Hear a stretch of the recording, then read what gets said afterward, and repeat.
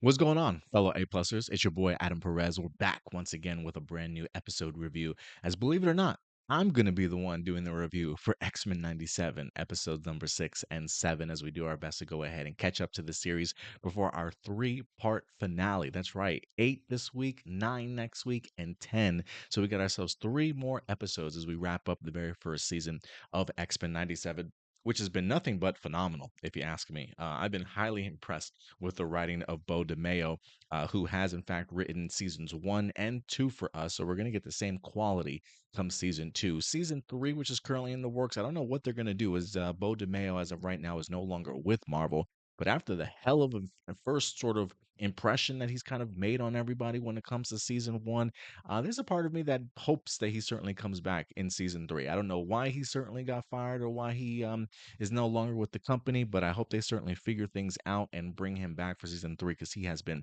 incredible for this show, to be quite frank with you. It's been fun each and every week. I know you guys are familiar with a different face bringing you these reviews in regards to Indy Uchiha. He certainly will be back to go ahead and wrap up the remainder of this series for you guys in 8, 9, and 10. But in the meantime, you got me right now. So I'm going to go ahead and give you guys my brief thoughts on episodes number 6 and 7.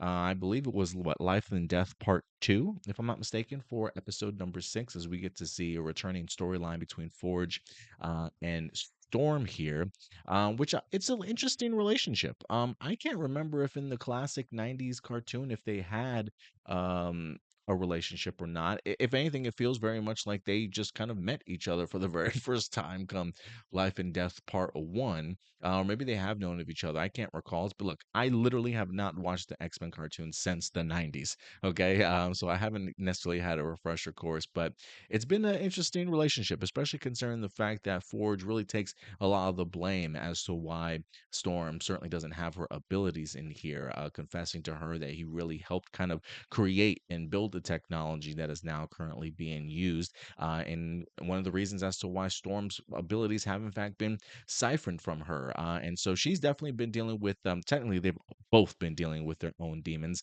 And it definitely has sort of reared its ugly head in reality. And so that's certainly what they've been dealing with, especially with Forge now having been bit by the demon and sort of infected, that he's now trying to heal from. And so Life and Death Part 2 actually made for a pretty interesting one, as Storm really had to come face to face with sort of a lot of her fears that she has kind of been dealing with. Not just the idea of, her comment to Jean Grey of what it would be like to kind of be a mutant.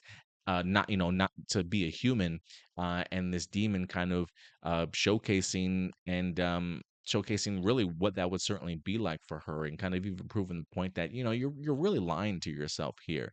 And so she really has to kind of come to face to face with a lot of her own personal demons. And I really enjoyed Storm having to confront those on her own.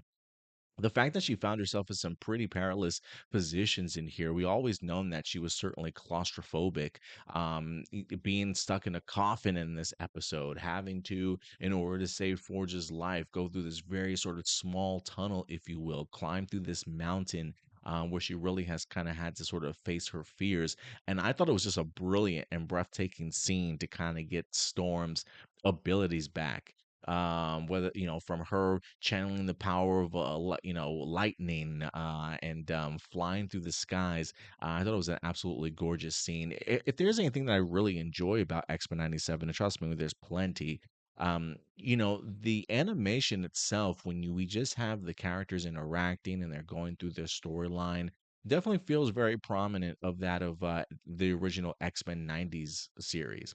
But this series does take an uptick in animation whenever it comes into the action, far beyond what X-Men '90 certainly did. You can certainly feel the anime inspirations when it comes to their action sequences that truly sort of blow me away and just take this series to a brand new height. But you get to see that even in Storm's transformation when she winds up getting her abilities back. And when I watch this sequence of her flying through the sky and through the atmosphere and bursting through the clouds, and seeing her long hair and her a brand new costume that she winds up getting in here, that really harkens back to the classic comic book series. There was a part of me that was thinking to myself, like, why have I seen this scene before? Like, why has this looked familiar to me before? And when I wind up going on the internet, I wind up realizing that the showrunner Beau, I believe, mentioned that this scene was inspired from Man of Steel. If you guys recall Superman's first flight with the incredible Hans Zimmer score, as he winds up taking flight for the first time after learning more about his Kryptonian birthright and donning the costume for the first time. I'm a huge fan of Man of Steel, and that is one of my favorite sequences out of that entire movie of him flying through the mountains, flying through the skies, going through the desert, cutting down low into the meadows, swooping between the animals and stuff, and just truly enjoying the freedom that he has now that he's been able to learn how to fly.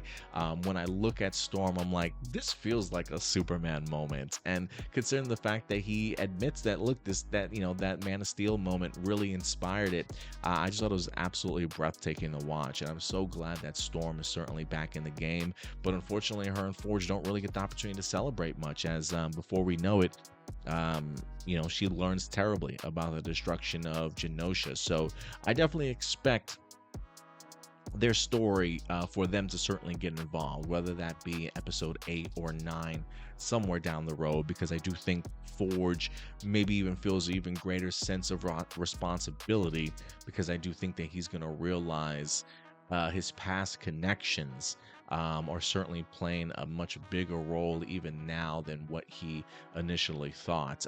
I did see something online, a little bit of an Easter egg. Like if you go back and you watch Life and Death Part 1, when he's walking by sort of his cork board of like pictures and whatnot of his team, X Factor and stuff, there is a brief photo that you get to see that's kind of cut off of Forge in like his army fatigue. And when you look at one of the that image, he's got somebody's arm over him, over his shoulders, and you can clearly tell that it's in fact Bastion, who we wind up getting introduced to in episode number 7. So I do think Forge's story and Storm's story is really going to kind of come full circle later on before the finale of this show. So I honestly cannot wait. And it was really cool to kind of see Forge kind of come in to save his girl with like some Sorcerer Supreme spell that he winds up putting on this demon to kind of contain it for a brief period of time in here before it winds up becoming unleashed once again. So I thought it was just really great stuff when it comes to Forge and Storm. And then the second half of that episode, we wind up getting the opportunity to see the fact that, hey, you know what? Professor X is in fact still very much alive. Charles Xavier is living his life out in space with Lalandra, or Lalandra, however you want to pronounce her name, Queen of the Shi'ar Empire, and looking to be betrothed, or betrothed, married, in other words. And so, for me, this was very much sort of like, look, I love hearing Charles Xavier talk. He's such a philosophical type of guy, and the idea of him really struggling with the concept of like going back home to his students, really missing Earth, Lalandra wanting him to stay, be part of the Empire, be her king, help her, help them grow, assimilate, not necessarily assimilate, but be able to, because of the fact that they're two different races and two different cultures, be able to kind of bring, those two sort of races and things like that together, which clearly are very much looked down upon when it comes to the Shi'ar Empire. And I really also love just sort of like the brief history that Xavier lets us know about the Shi'ar Empire. The idea that they really had other systems sort of assimilate to the Shi'ar sort of beliefs, kind of cutting them down at the knees so that they can't necessarily grow to become something else, and in turn they really just kind of all get assimilated into what the Shi'ar society and history really is, kind of almost eliminating what these past cultures certainly used to be, right? And I really enjoyed Xavier's sort of class lesson in regards to letting them understand just the idea that, our differences is what makes us sort of stronger as people. And it just has a really great sort of mirror image to, just what we deal with in society, especially when it comes to racism and whatnot. Yeah, all this stuff just continues to really hold true and have a lot of value. And I'm really glad that somebody like Charles Xavier gets the opportunity to really express that. But he's at some point willing to kind of give up his past memories. I mean, we have Deathbird in here who clearly is not happy about this arrangement whatsoever, and really does not trust Xavier in the idea of, what is he called, the Milky Way ghetto, the idea of maybe bringing the Shi'ar Empire down in order to, mix with somebody that's human, and not even human, but a mutant human too. Ugh, right? Like, the way that they really showcase that in here is just like so blatantly obvious. But it definitely made me laugh. But she really wants Xavier to prove himself by erasing all his memories, and clearly going a step too far. I personally think so. But there is a moment where he's certainly willing to kind of do that, until he winds up getting a psychic connection and a vision that informs him about what happened over on Genosha. It is one of those things where I am kind of curious if somebody in particular sort of sent him that message, or if the ramifications of what happened to Genosha. I mean, look, you got somebody like the Watcher in episode 5 that was literally watching over this event. It was so cataclysmic and such a huge monumental event in time that maybe the voices of all those lost souls just sort of reached out into space and just captured anybody that had sort of those sort of abilities, and so he definitely felt the pain, and he was screaming out in anguish, sort of thing. And he was already kind of troubled about the idea of going back to seeing his students. I even love the line when Lalandra says, as a teacher, you're meant to eventually leave your students, let them go out on their own. And he's like, yeah, unless there's nothing else that I have left to kind of teach them. And boy, does Professor Xavier right now need to be with his team, certainly more than ever right now. And so, the fact that he was so willing to be with Lalandra, and now we get the point of, he's like, look, girl, I gotta go. I can't do this. If me leaving means that we can't have this anymore, I'm kind of done. And so I just thought that was really impactful for this episode and for Xavier. And for me, I am kind of curious as to when they're gonna have Xavier come back. Are they gonna wait literally for the finale? Because I know Bastion in episode 7 says, the X-Men have been lying to us. He finds out that Xavier is in fact alive. And so it's one of those things like, no, the X-Men aren't lying. Like, the X-Men, I'm pretty sure the X-Men believe that Charles Xavier is dead. And so the idea of him certainly coming back is going to be pretty enormous, and hopefully the morale booster that the team certainly needs to overcome whatever the threat certainly might be for season 1. I am kind of curious how season 1 is going to wrap up, if it's going to have a completed story, or if it's going to be a cliffhanger sort of leading into season 2. So there's definitely a lot of moving pieces here. So again, it looks like episode 6 leaves us with the idea of Forge and Storm getting ready to join the team once again, and Professor X getting ready to reunite with his team as well. So, I wasn't sure, like, what do you do after coming off of the destruction of Genosha? But I thought episode 6 was really a great sort of breather that I think we needed to kind of take our breath before getting back into it. Because as we get into episode number 7, I mean, man, they really come out of the gate swinging, don't they? Was this the emotional punch? The funeral of Gambit. Beautiful eulogy, if I must say, from Nightcrawler. I mean, Nightcrawler, I think for me in this episode was like the MVP.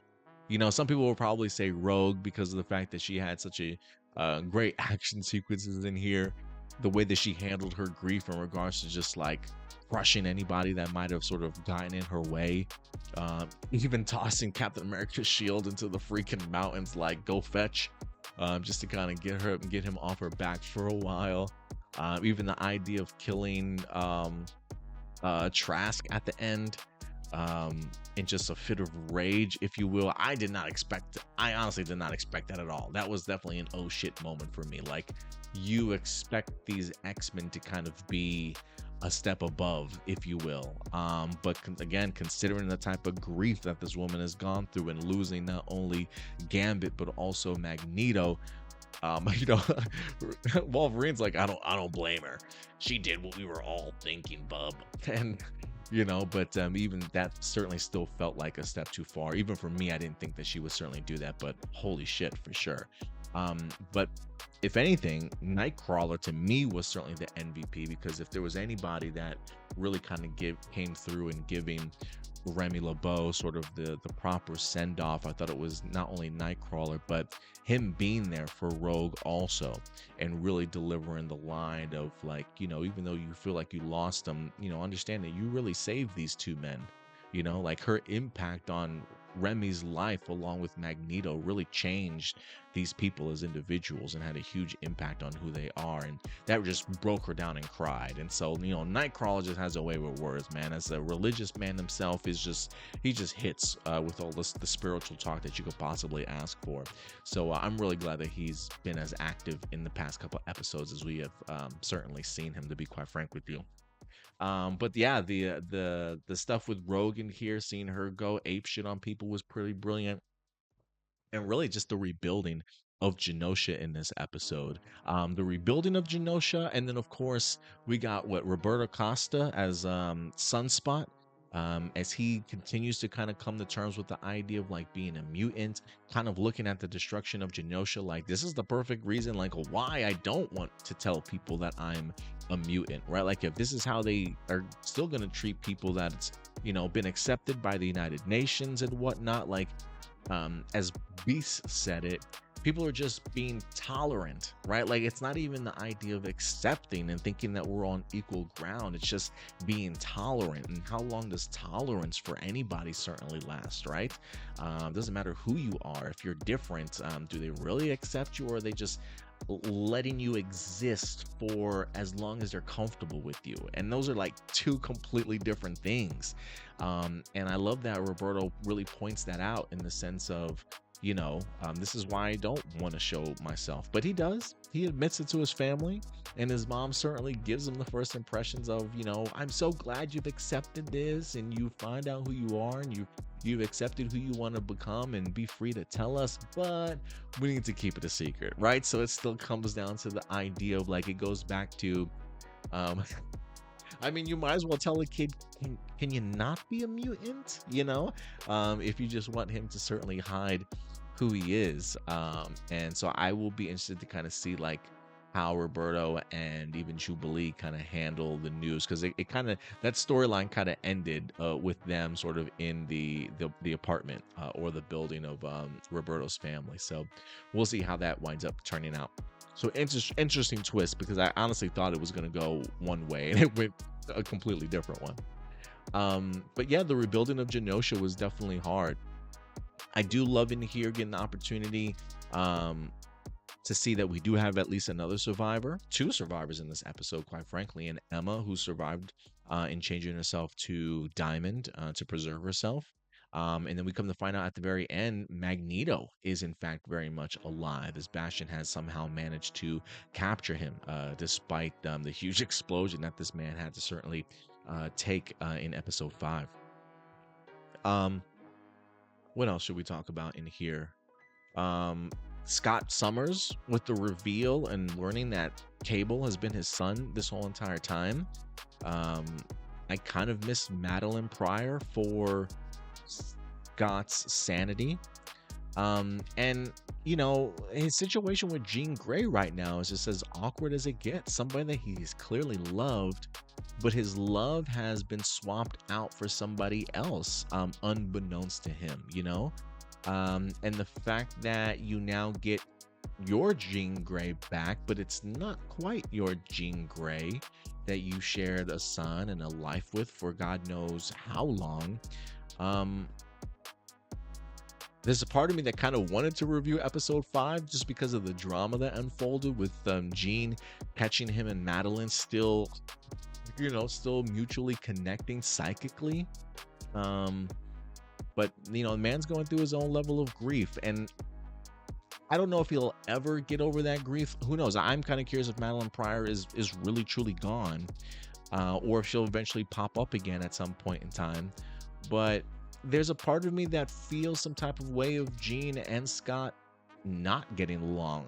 But I've always felt like they've had sort of a very complicated relationship for like the longest time. Um, and not to mention the idea of Gene sort of kissing Wolverine briefly, even if it was in a sense of feeling lonely and not having Scott around, or you know I don't know what that moment certainly was, but they still continue to be there for each other. I just don't know if it's they're there for each other because they're teammates and they've just mutually have had a connection, or are we truly going to get some level of trying to make this work? I know I'm not Madeline Pryor, but can we see where this can go? And with the return of Nathan, he immediately was like, "Get out of my head, you're not her." Like immediately, like stepmom mode, for Jean Grey. So, that might add some ruffles to the idea if Scott's like, "Hey, by the way, son, Jean Grey's looking kind of good. She reminds me a lot of your mom. Do you mind if we?" And he's like, "No, that's not my mom." Like that's gonna cause some drama for sure. But I love where we're at, man. The reveal of Bastion, the reveal of Mr. Sinister and him certainly working together. I love the brief psychic connections that Jean Grey has sort of made with people. I think even Rogue, when she was touching Gyrich, absorbing his power, you get that brief glimpse of Nimrod, um, which would make sense now that Bastion is certainly revealed. He's always been like a human sentinel hybrid, a mixture of Master Mole and Nimrod, also, so extremely powerful dude. Um, and so I am wondering where this is all certainly sort of leading. But I'm very much looking forward to it, man. The action has been incredible. Seeing Trask really be sort of after being killed, being activated as a Sentinel, and just seeing like what he is capable of in regards to facing off against the entire group of X-Men. And I gotta wonder how the X-Men are gonna deal with more of those, and even Bastion, who seems even more powerful. So this is gonna be a bonkers three-part finale, to certainly say the least. I'm really looking forward to it. And if you guys do want to do any added homework, if you will, the showrunner Beau Demayo has in fact revealed some additional homework that you guys can do to kind of get caught up as to what's going to happen. So over on Twitter, here are the episodes if you want to go back to the classic 90s cartoon to rewatch in order to mentally prepare yourself and be fully caught up for the three-part finale. So he suggests 9 and 10, which is parts 1 and 2. Okay, so those are two-parters. He also suggests season 4, episodes 3 and 4. Sanctuaries part 1 and 2. Okay. He also then added season 5, episode 4, Descent, and then season 1, episode 13, The Final Decision. All right. So check out. So I guess that's a total of 6 episodes that he is suggesting there. So if you want them in chronological order, season 1, episode 13, The Final Decision. Season 4, episodes 3 and 4, Sanctuary part 1 and 2. Season 4, episodes 9 and 10, One Man's Worth part 1 and 2. And then season 5, episode 4, Descent. So go ahead and do some homework this week, man. Get yourself ready, and hopefully within the next week, you'll definitely have Indy here to go ahead and review the next 3 episodes for you guys. So I'm really excited for this, man. I honestly cannot wait. I have no idea how this is certainly going to turn out, but based off of how this episode certainly ended, there's definitely more twists and turns and great storylines certainly coming together, and really some really great action, man. For me growing up, I do remember Bastion briefly in the comic books. I do remember his Operation Zero Tolerance series. I don't necessarily remember the storyline itself. It's been years, man. I used to be a huge avid X-Men comic book collector, where it was Andy Kubert doing the artwork, Joe Madureira, who I think I was a huge, really big fan of. I remember even Tom Grummett doing some X-Men for quite some time as far as writing goes. I just wish I had my comic book collection like I used to back in the day. I've just lost all of them with all the various moves that we've had over the years. This does make me want to sink my teeth back into some classic X-Men storytelling, man, and go to a comic book convention sooner rather than later. But I cannot wait to see how this series unfolds for the remainder of season one. But look, guys, if there's anything that I missed that you want to go ahead and further talk about, Easter eggs, character moments, feel free to please go ahead and let that stuff be known in the comment section box below. It definitely helps our algorithm, and we'll definitely go ahead and continue and talk about the rest of this season throughout the week. But until then, guys, do me a big favor. As always, take care of yourselves, take care of each other, and keep it A plus. I'll talk to you guys later. Bye.